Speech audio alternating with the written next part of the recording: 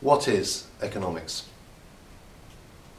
A country such as the UK has a range of resources. It has land and raw materials, it has labour, people, it has money it can use for investment, it has ideas. And what an economy tries to do is put all of those things together to try and create things that people would like to buy.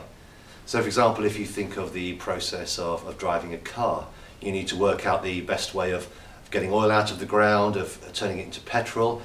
You have to think about how you're going to make that car, what resources are you going to use. You have to think about the roads, who's going to build the roads, who's going to maintain them. You have to think about what if someone gets hit by a car, how's the health service going to work, who's going to pay for that. These are all economics questions.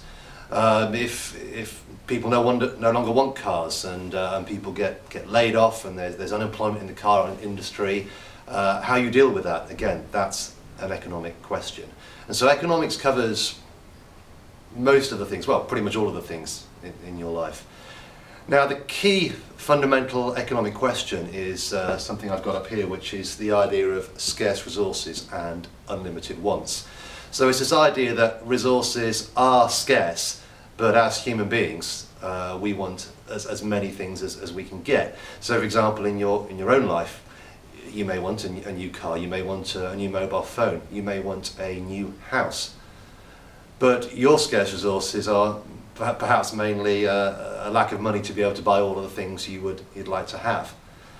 But your wants are unlimited. Maybe not for all people, maybe some people kind of think, well, no, I'm happy with what I've got. But actually humans always seem to want more and more. And so economics looks at how we use those scarce resources as best we can. And so you have this concept of scarcity and choice. There are scarce resources and we have to make choices about how we use those resources.